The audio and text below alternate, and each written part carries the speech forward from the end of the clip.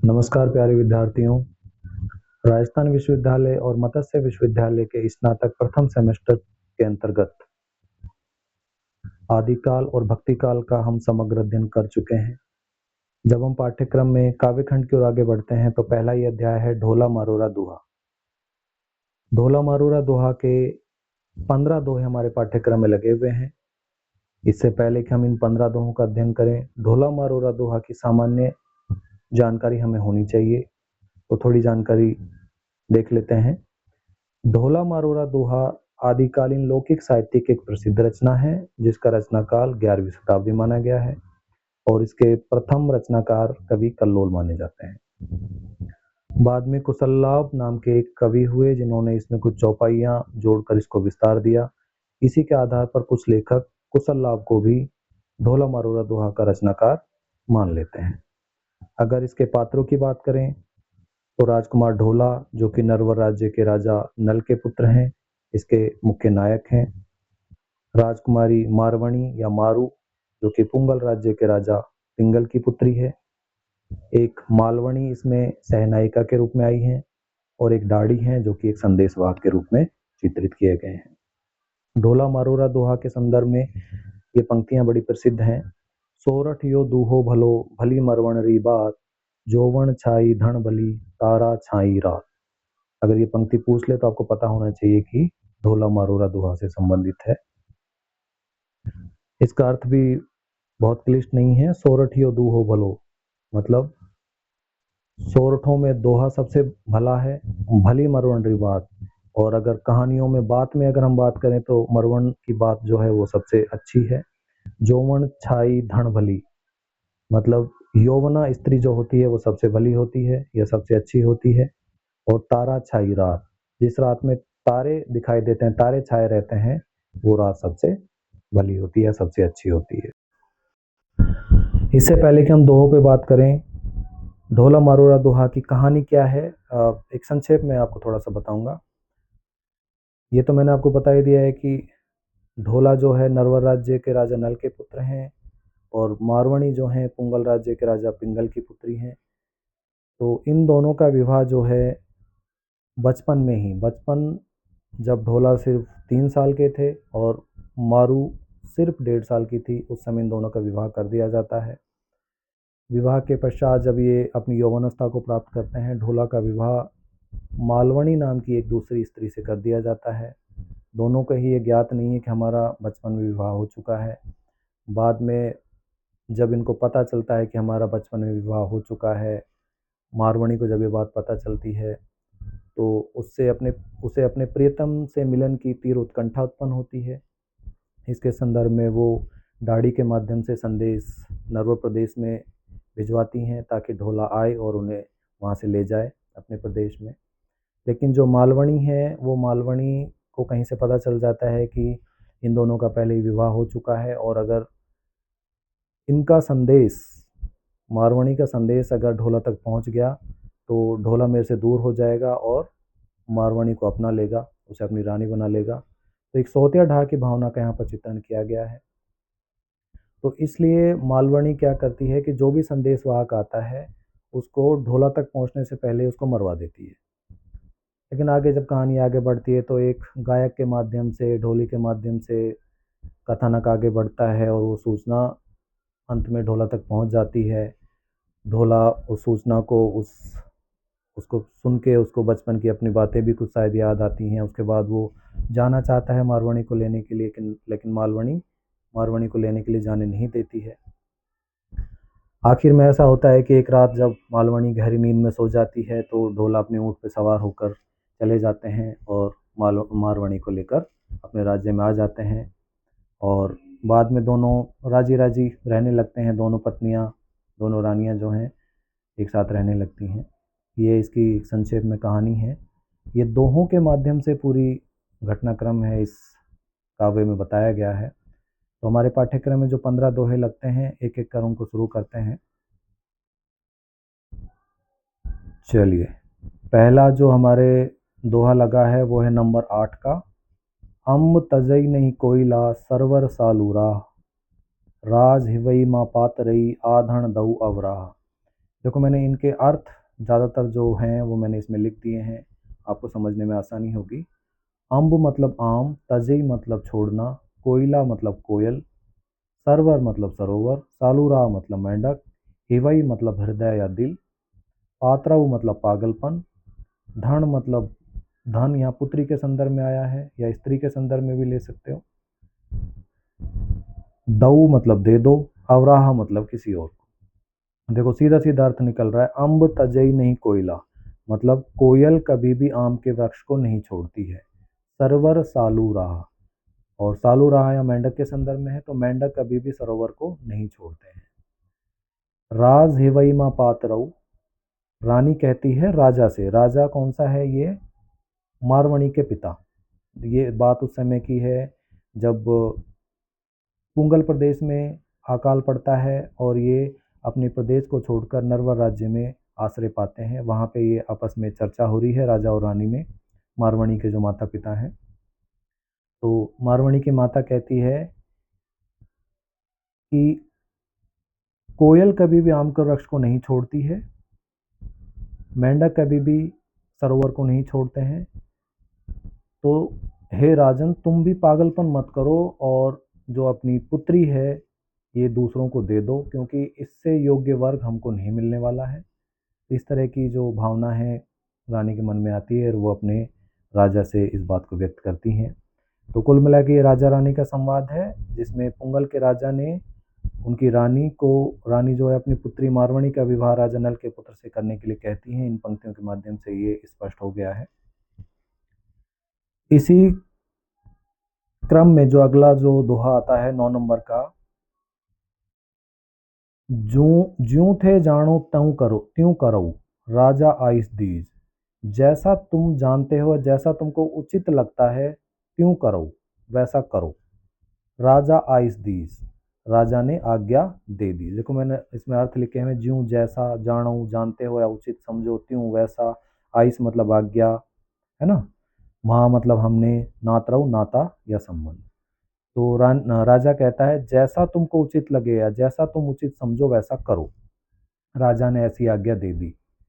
रानी राजा नु कही, रानी ने राजा से कहा, ओ महा नातरऊ की, अगर ऐसी बात है तो ये मैंने संबंध कर दिया। तो इस तरह से उन्होंने संबंध जोड़ दिया था मारवणी का और ढोला का। राजा की आज्ञा पाकर रानी जो है इन दोनों का संबंध पक्का कर देती है। ये इस दोहे के माध्यम से निकल के सामने आया है। बच्चों जब कोई दोहा आपसे पूछा जाए और उसकी व्याख्या करने के लिए लिखा जाएगा तो आपको व्याख्या किस तरह से करनी है वो मैं पहले भी बता चुका हूँ। फिर एक बार पुनः आपको बताता हूँ कि सबसे पहले आप दोहा लिखें। दोहा लिखने के बाद आप लिखें संदर्भ और प्रसंग।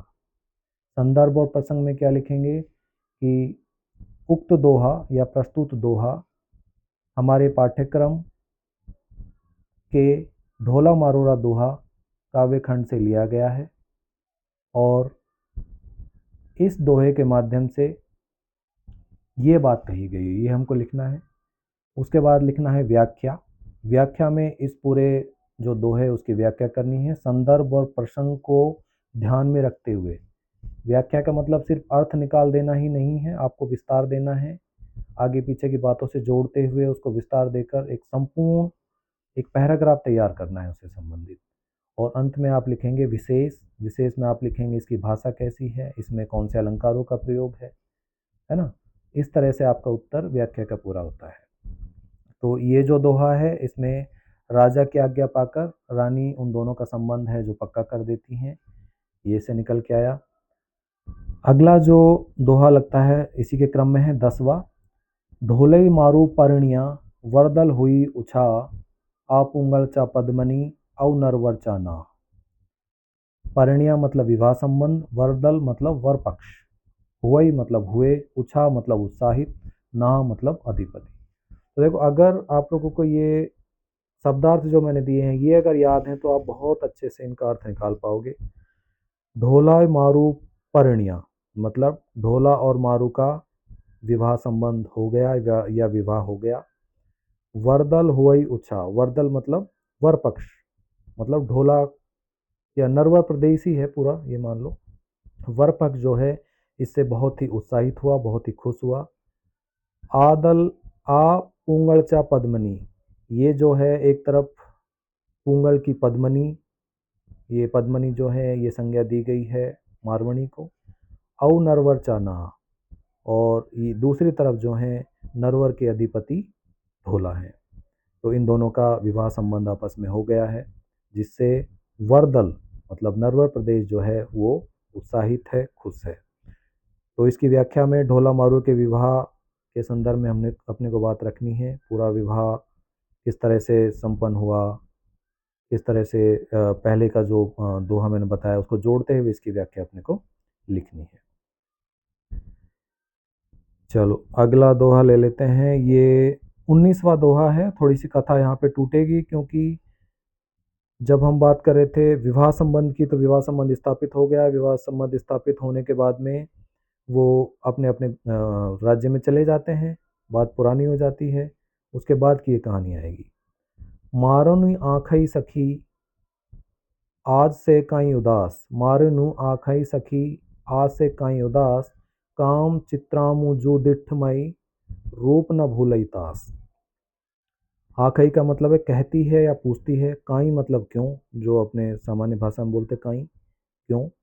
काम चित्राम कामदेव के समान सुंदर चित्र, दिठ मतलब दृष्टि या देखे, तास मतलब उनका। देखो मैं ये कह रहा हूँ बार बार कि अगर ये शब्दार्थ आपके याद हैं तो बहुत ही आसानी से आप इनका भावार्थ निकाल पाओगे।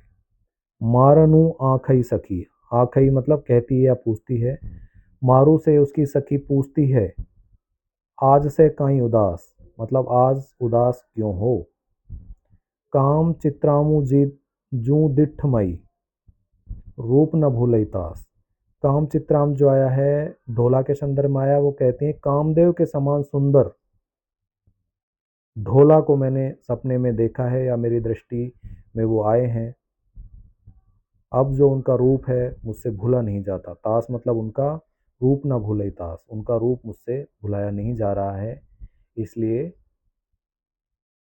मारवणी उदास है। ये सखियों का जो प्रश्न था कि आज क्यों उदास हो, उसके प्रश्न के जवाब में मारवणी कहती है। यही बात मैंने देखो यहाँ पे लिखी है कि मारवणी जो है ढोला का जो रूप उन्होंने सपने में देखा है उसको भूल नहीं पा रही है। चलो अगला दोहा लेते हैं। अमहा मन अचरज भऊ सखियां आखई अम, तई अण दिठा साजना क्यों करी लग्गा प्रेम। अमहा मतलब हमारे, अचिरज मतलब आश्चर्य, भयऊ मतलब होता है, आँखई मतलब कहती है या पूछती है, तई मतलब तुमने, अणदिठा मतलब नहीं देखा, साजना मतलब सजना या ढोला के संदर्भ में है, प्रियतम के संदर्भ में है, क्यों करी मतलब कैसे, प्रेम मतलब प्रेम। अर्थात सखियां कहती हैं अमहा मन अचरज भई, हमारे मन में तो ये अचरज है। सखियां कहती हैं कि हमारे मन में तो ये अचरज है। तई अणदिठा साजना, कि तुमने अपने सजना या ढोला राजकुमार ढोला को अभी तक देखा ही नहीं है। क्यों करी लागा प्रेम, तो फिर तुमको उससे प्रेम कैसे हो गया, ये सखियों का प्रश्न है। आगे का जो दोहा है उसमें इसी प्रश्न का मारवणी उत्तर देती हैं। देखो क्या कहती हैं। जे जीवन तिन्हा तना तन ही माही वसंत, धारई दूध पयो हरे बालक किम काढ़ंत।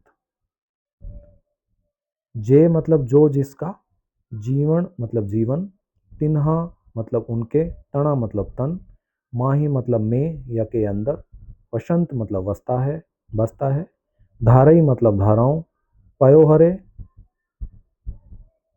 पयोहरे मतलब पयोधर, किम मतलब कैसे, काढ़ंत मतलब निकाल सकता है या निकाल लेता है। चलो तो मारवणी कहती है कि जे जीवन तिन्हा तना मतलब जो जिसका जीवन है वो उसी के तन में बसता है। तन ही माही बसंत, तन के अंतर ही बसता है। धारा ही दूध पयो हरे, धारा ही मतलब धाराओं से, पयोधर से किस तरह से निकाल सकता है। तो वो कहती हैं कि जो जिसका जीवन है वो उसी के तन के अंतर बसता है, क्योंकि ये देखो कि पयोधर से एक छोटा बालक है वो किस तरह से दूध की धाराओं को निकाल लेता है। मतलब उसकी आवश्यकता है, वो अपने दूध को ढूंढ ही लेता है। उस संदर्भ में इन्होंने इसका जवाब दिया है।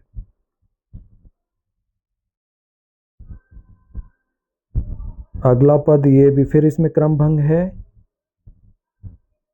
इसमें मारवणी की विरह दशा का इसमें चित्रण किया गया है। किस तरह से जब उसे ढोला की याद आती है तो किस तरह से वो विरह में व्याकुल है, उन बातों का इसमें वर्णन है। चहुदिस दामिनी सघन घन, पीयू तजी तिणवार, मारो मर चातक भय, पीयू पीयू करत पुकार। देखो मारवणी की क्या स्थिति हो गई है। कहती हैं कि चहुदिस दामिनी सघन घन, चहुदिस मतलब चारों दिशाओं में, दामिनी मतलब बिजली, सघन घन मतलब घने बादलों में, पीयू तजी मतलब पिया ने छोड़ दिया, तिणवार मतलब ऐसे समय में, करत करके, और पुकार मतलब पुकार रही है। जब चारों दिशाओं में घने बादलों के बीच बिजली चमक रही है, ऐसे समय में पिया ने मुझे छोड़ दिया है, प्रियतम ने मुझे अकेला छोड़ दिया है। मारू मर चातक भय, मारू जो है मर के चातक बन गई है। चातक एक पक्षी के संदर्भ में आता है, जो कि एक प्रिय और प्रियतम का जो संबंध है उसको बताने के लिए चातक पक्षी का प्रयोग किया गया है साहित्य के अंतर्गत। तो मारू जो है मर के चातक हो गई है, और पीयू पीयू करत पुकार, और पिया पिया की उसने रट लगा रखी है, पिया पिया करके पुकार रही है। तो इस दोहे के माध्यम से मारवणी की विरह की मार्मिक व्यंजना इस दोहे के अंतर्गत लेखक ने की है।